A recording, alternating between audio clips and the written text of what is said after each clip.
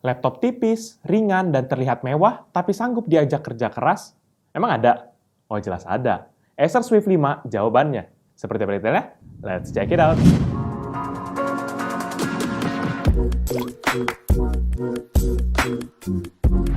Halo guys, balik lagi bersama Pichel, dan kali ini kita akan lagi review sebuah laptop tipis dan menawan, ya, sama seperti yang Pichel sudah pernah review sebelumnya. Nah, kali ini Pichel kedatangan sebuah laptop dari Acer, yaitu Acer Swift 5 dengan seri produksi SF51454GT.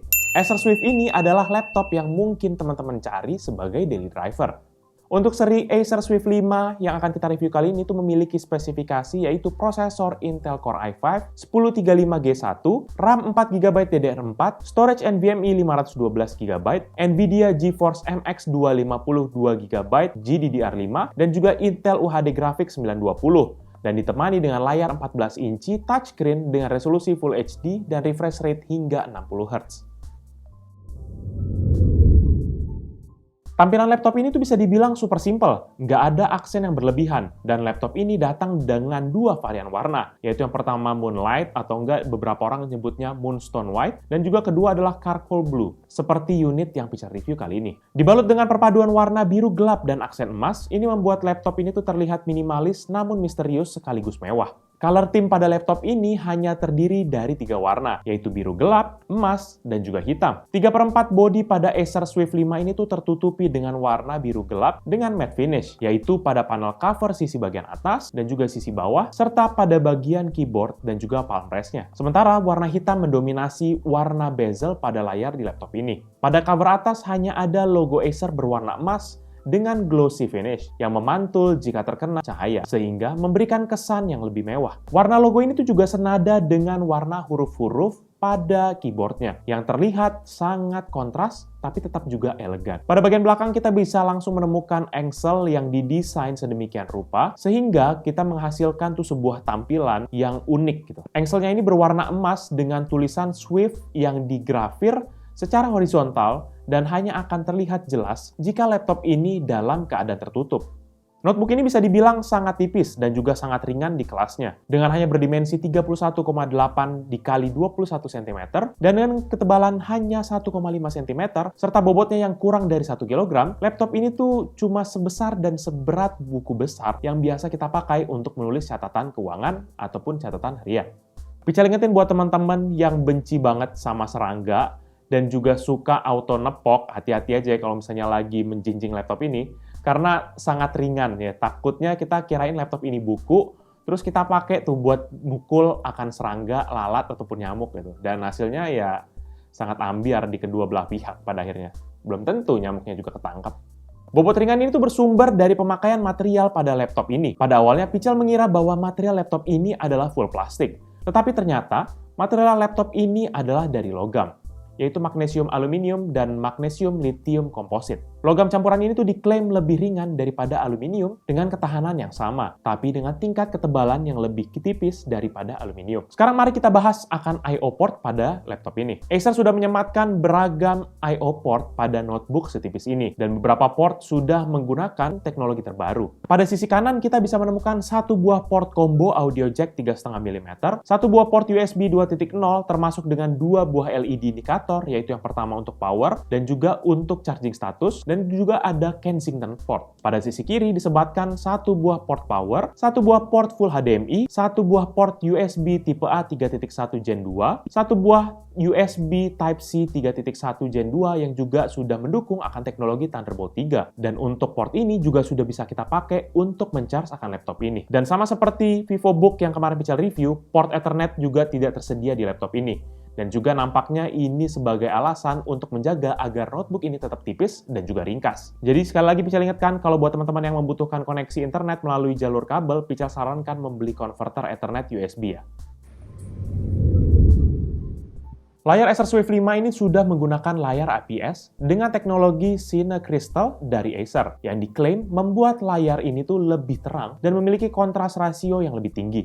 Bentang layarnya sendiri tuh sebesar 14 inci dengan resolusi Full HD yang sudah support akan refresh rate sampai dengan 60 Hz. Dan seperti yang sudah-sudah, Pichel sudah memberikan beberapa tes pada laptop ini, baik berupa tes ringan maupun juga tes yang berat, untuk melihat bagaimana kemampuan dan juga kualitas layar dan terutama komponen-komponen lain pada laptop ini. Detail pengetesan sendiri nanti kita akan bahas secara spesifik nantinya. Untuk penopang layarnya, terdapat satu buah engsel di tengah layar yang penampilannya sudah Pichel ulas tadi di awal, terutama di bagian desain. Engselnya ini sendiri cukup kuat dan kokoh yang membuat layar tetap berada di posisinya. Bahkan lumayan susah untuk membuka layarnya jika hanya dengan satu tangan. Untuk kemiringan maksimal dari layar ini, itu tuh maksimalnya sekitar 130 derajat. Dan kali ini Pichel rasa kemiringan sudutnya tuh agak kurang memadai ya, karena ada suatu fitur yaitu layarnya sendiri sudah memiliki teknologi touchscreen ataupun layar sentuh. Iya, laptop Acer Swift 5 ini itu tuh sudah touchscreen yang mendukung hingga 10 titik sentuh. Jadi bakal mudah banget tuh buat kita yang suka banget main game yang touchscreen gitu ya, atau mungkin sekedar browsing-browsing ringan. Walaupun layar sentuhnya sendiri kadang-kadang terasa kurang berguna banget, karena laptop ini tidak bisa difungsikan maksimal layaknya sebagai sebuah tab. Seperti kebanyakan laptop-laptop yang sudah memiliki desain yang bisa diatur ataupun digeser sesuai dengan fungsinya. Dan untuk penggunaan layarnya sendiri itu menggunakan panel IPS yang memastikan viewing angle yang bisa kita dapatkan dari layar ini tuh juga sangat lebar. Pichel mencoba melihat dari sudut-sudut yang lumayan sempit dan hasilnya layarnya masih bisa terbaca dengan jelas dan juga terlihat dengan baik. Bezel pada layarnya ini sendiri tuh tipis banget. Hasil pengukuran Pichel mendapatkan data sebagai berikut, di mana bezel kanan dan juga kirinya ini sebesar 0,5 cm. Kemudian untuk bezel atasnya sebesar 0,7 cm, dan bezel bawah sebesar 3 cm. Pada bezel sisi atas, terdapat beberapa lubang mikrofon dan juga webcam yang sudah beresolusi HD, dan seperti yang sudah Pichel sebut sebelumnya bahwa material dari bezel ini sendiri adalah plastik dengan matte finish. Untuk color coverage layarnya sendiri, ini tuh diklaim memiliki 93% sRGB coverage. Angka ini tuh lebih dari cukup, terutama buat kita yang suka kepada foto ataupun video editing, dan juga mementingkan akan skor dari color coverage.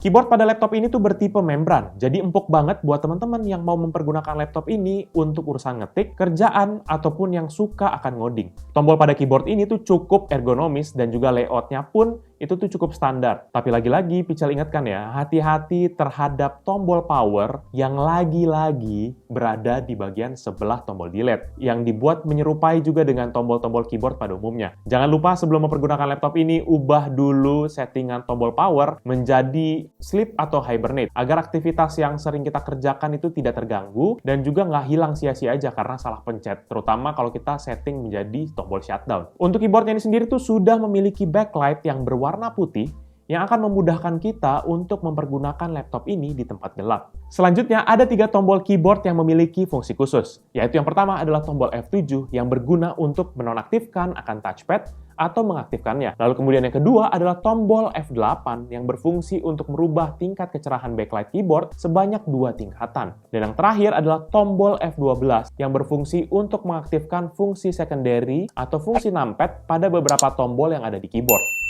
Sekarang kita beralih kepada touchpad-nya. Untuk ukurannya sendiri itu adalah 10,5 dikali 6,2 cm dan juga sudah support akan smart gesture. Dan untuk peletakan sensor sidik jari pada laptop ini tuh tidak disatukan dengan touchpad, tetapi berada di sisi kanan, tepatnya di bawah tombol panah. Untuk konfigurasinya sendiri tuh bisa teman-teman setting nanti secara mudah di Windows Hello Fingerprint pada menu Sign In Options.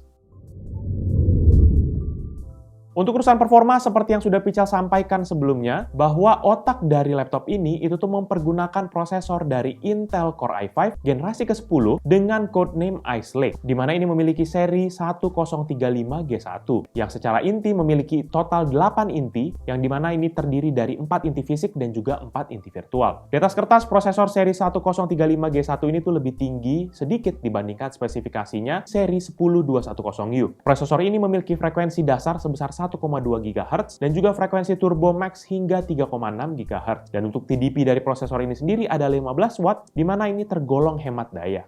Untuk tes performanya, kita coba jalankan serangkaian benchmark. Yang pertama yaitu Cinebench R20, dan Acer Swift 5 ini berhasil mendapatkan skor sebesar 1122. Berikut ini merupakan perbandingan dengan notebook dan juga PC yang Pichel pernah review.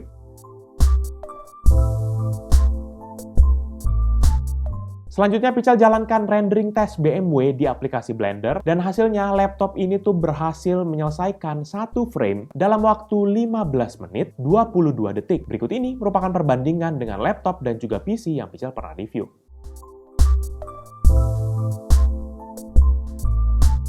Selanjutnya Pical coba jalankan PC Mark 10 untuk melihat akan overall performa dari laptop ini, dan hasilnya adalah skornya 6200 untuk Essential, 4915 untuk Productivity, dan 2039 untuk Digital Content Creation. Secara rata-rata notebook ini tuh mendapatkan skor 2839, dan berikut ini merupakan perbandingan dengan laptop dan juga PC yang Pical pernah review.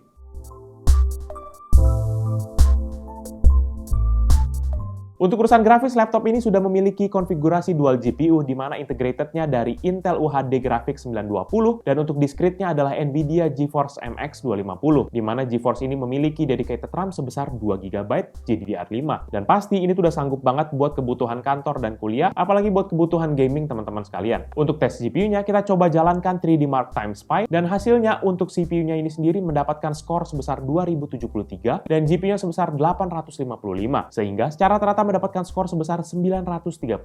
Berikut ini merupakan perbandingan dengan laptop dan PC yang Pical pernah review.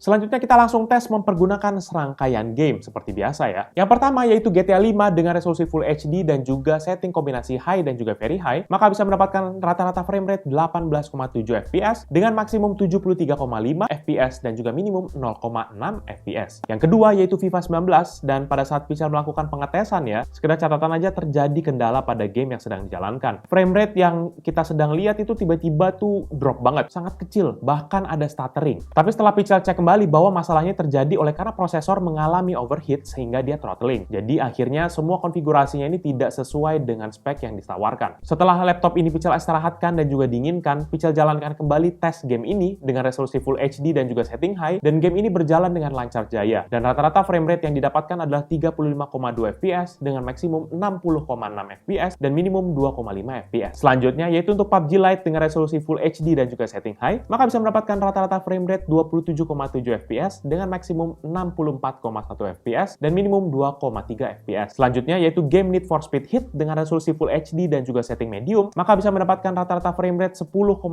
fps dengan maksimum 15,2 fps dan minimum 5,9 fps. Selanjutnya yaitu Rise of the Tomb Raider dengan resolusi Full HD dan juga setting high, maka bisa mendapatkan rata-rata frame rate 17,6 fps dengan maksimum 30,5 fps dan minimum 0,5 fps. Selanjutnya yaitu game The Witcher 3 Wild Hunt dengan resolusi Full HD dan juga setting high, maka bisa mendapatkan rata-rata frame rate 16,1 fps dengan maksimum 23,7 dan minimum 2,8 fps. Selanjutnya yaitu game Pro Evolution Soccer 2019 dengan resolusi Full HD dan juga setting high, maka rata-rata frame rate yang didapat adalah 36,7 dengan maksimum 43,3 fps dan minimum 17,6 fps. Game terakhir yaitu The Sims 4 dengan resolusi Full HD dan juga setting high dan juga ultra high. Rata-rata frame rate yang bisa didapat adalah 97,8 fps pada setting high dan 71,6 fps pada setting ultra dengan maksimum 177,8 pada setting high dan 157,7 fps pada setting ultra, serta minimumnya 2,8 fps pada setting high dan juga 12,8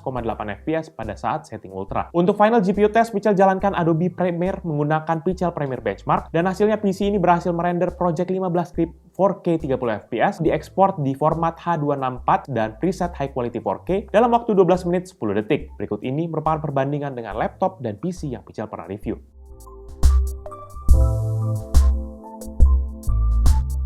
Secara umum sih laptop ini tuh bisa menjalankan game-game AAA dengan lancar jaya. Kalau kita mainkan di resolusi Full HD, mau nggak mau kita harus mengorbankan beberapa setting. Namun kalau misalnya kita mau settingnya yang lebih tinggi, jelas resolusi yang harus kita korbankan. Tapi secara keseluruhan masih cukup playable lah. Ada syarat tambahan untuk laptop ini, di mana laptop ini tuh nggak boleh kepanasan sama sekali. Pical sarankan teman-teman wajib mempunyai cooling pad yang memadai untuk mendinginkan laptop ini secara cepat. Karena kalau tidak, nanti kita akan berpengaruh kepada performanya.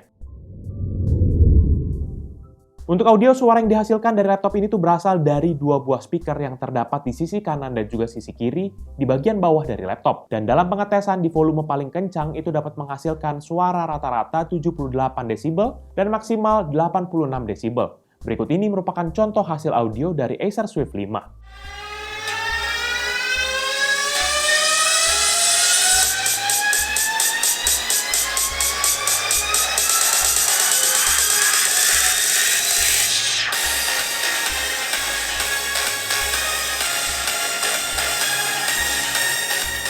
Untuk webcam, laptop ini memiliki resolusi 720p ataupun HD dan ada LED berwarna hijau di sebelah webcam yang menandakan apakah webcam sedang aktif atau tidak. Kualitasnya ya cukup aja lah.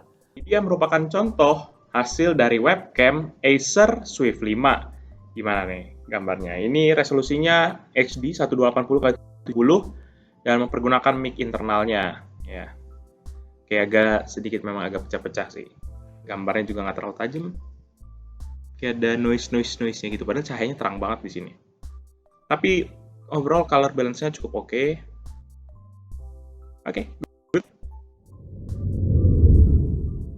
Untuk baterai, Acer Swift 5 ini memiliki baterai sebesar 56.000 mAh. Dan untuk baterainya sendiri ini tuh integrated di dalam laptopnya, alias menempel pada dalam bodinya. Sehingga kita harus buka panel bawahnya untuk kita bisa akses kepada baterainya. Kemampuan baterainya sendiri untuk gaming tergolong cukup sebentar ya. Karena dengan full load aja dan juga maksimum brightness, dia tuh hanya bisa bertahan 1 jam 15 menit. Namun kalau misalnya kita pergunakan untuk browsing normal ataupun office dengan medium brightness, maka bisa bertahan sekitar 7 jam. Dan untuk charging sendiri dari kosong hingga penuh, membutuhkan waktu 1 jam 30 menit, selama kita pastikan kita tidak pakai apa-apa laptopnya.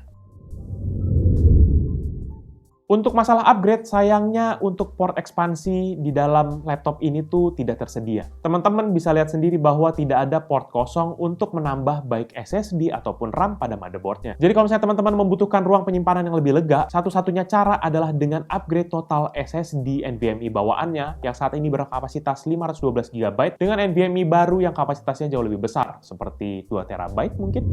Overall, menurut pendapat pribadi Pical, Acer Swift 5 ini tuh merupakan sebuah laptop kelas menengah yang cocok jadi daily driver teman-teman sekalian. Pertama tuh karena laptopnya tuh enteng banget, tipis banget, dan nyaman aja kalau kita bawa kemana-mana.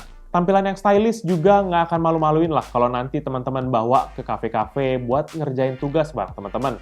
Tapi jangan ngerjain sekarang ya, karena kita masih belum bisa bebas kemana-mana. Kalau sekarang jaga jarak dulu dan nggak usah kemana-mana. Kalau emang nggak perlu-perlu banget. Paling concern Pical adalah panas di laptop ini. Ini tuh panasnya tuh bisa sampai menghambat performa maksimal dari laptop ini. Terutama buat kita yang suka pakai untuk aplikasi CPU dan GPU yang intens. Seperti contohnya games atau mungkin untuk editing. Jadi sekali lagi, Pical ingatkan wajib kita punya cooling pad untuk memastikan performanya optimal dan juga CPU-nya nggak throttling. Laptop ini tuh dibanderol dengan harga mulai dari 15 jutaan untuk model yang i5. Secara model sih ini terlihat elegan dan juga ringan banget sehingga nggak akan menjadi beban terutama pada saat kita pakai bepergian. Ya oke lah untuk kita yang lagi cari laptop baru atau mungkin buat kita yang mau upgrade laptop kita yang sekarang. Jadi paling itu aja review dari Pical kali ini terkait dengan Acer Swift 5. Buat kalian berminat dengan produk ini atau mau cek produknya, kalian bisa cek di kolom description yang Pical akan cantumkan di bawah ini ya. Dan buat kalian yang sudah menonton dan juga suka akan video ini, pastikan kalian untuk hit like dan juga kalian share kepada teman-teman kalian. Tetapi kalau kalian nggak suka, kalian bisa langsung dislike aja video ini. Kalian juga bisa pertimbangkan untuk subscribe agar bisa mendapatkan informasi mengenai video-video dari Pical berikutnya. Dan kalian juga bisa kunjungi sosial media kita yaitu Facebook, Twitter, dan juga Instagram ya. Jadi itu dia video dari Pical kali ini. Thank you guys for watching. I'll see you in the next video. Bye-bye!